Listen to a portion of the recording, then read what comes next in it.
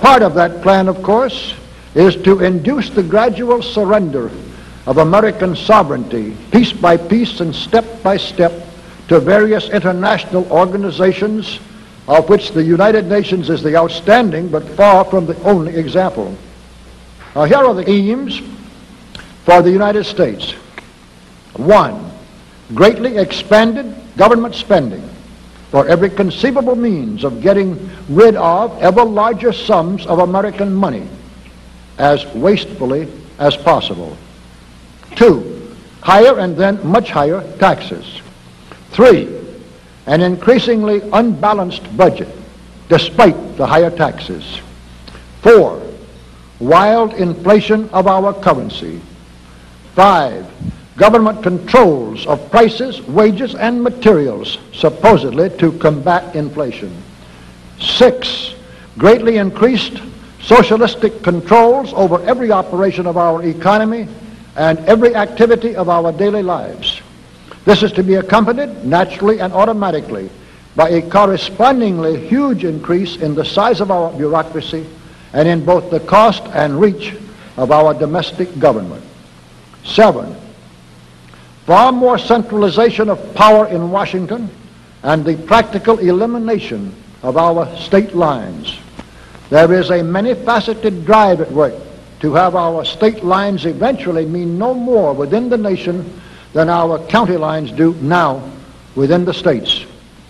8, the steady advance of federal aid to and control over our educational system, leading to complete federalization of our public education. 9, a constant hammering into the American consciousness of the horror of modern warfare, the beauties and the absolute necessity of peace. Peace always on communist terms, of course. And 10, the consequent willingness of the American people to allow the steps of appeasement by our government which amount to a piecemeal surrender of the rest of the free world and of the United States itself.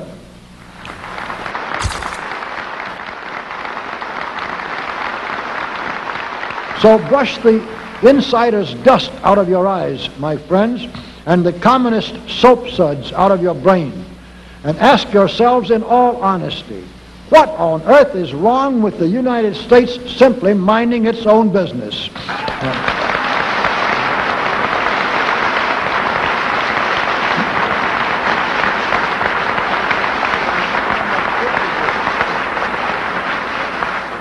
Or with having its foreign policy function primarily for the safety and benefit of the American people.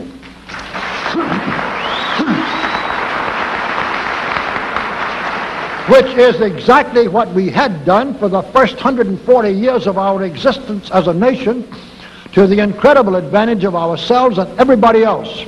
Everybody, that is, except a numerically small clique of power-lusting conspirators who had somehow inflicted themselves on a gullible world. While we turn to a very brief summarization of what we hope the John Birch Society will help and even sometimes lead the American people to accomplish during the next 15 years. 1, our first and most important specific undertaking should be to restore the complete independence of the United States.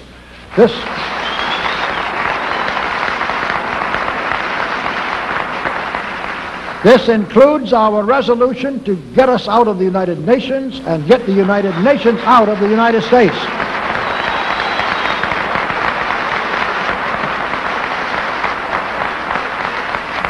2, we must once again make our money freely redeemable in gold at some realistic price.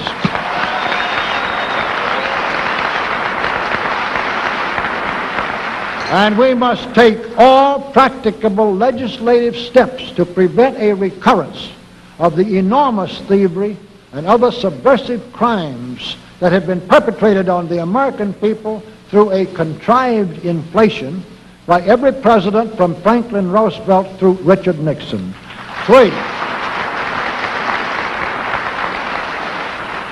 3, we should reduce the number of government bureaus, of government civilian employees, and the whole quantity of government by at least 50%.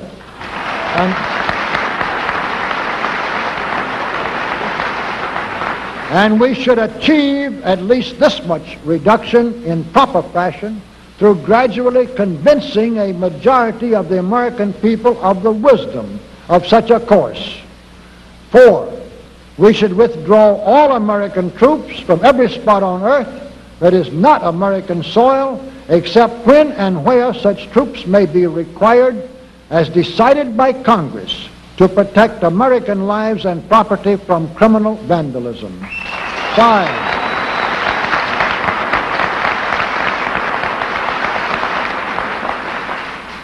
5, we should get government out of the areas and functions and activities where government does not belong. Again, all steps to this end should be taken gradually, but nevertheless just as rapidly as enough of the American people can be persuaded to support such progress. Any such achievement will require a truly massive educational force, but that's exactly what we hope to build during the next 15 years. We could go ahead for at least 100 numbered items, but the John Birch Society will undoubtedly be working on more than that many specific projects, which will be laid out in its bulletins before another 180 months will have rolled around. And all of these projects will fit into the general pattern indicated by the 5 major objectives listed above. So let's really wind up this marathon monologue with one final thought. None of us can guarantee anything about what the future will bring. Your speaker knows what a job we have before us to rid our country of the scourge of communism within the next few years, and then to go ahead on our constructive program so well that 15 years from now we shall already be entering an era of far less government, of a much sounder sense of responsibility, and, with God's help, of a better world. But I sincerely believe that it can be done, and this much I know. If every man and woman in this audience should leave here tonight feeling in his or her own mind and heart that it can and must be done, then it surely will be.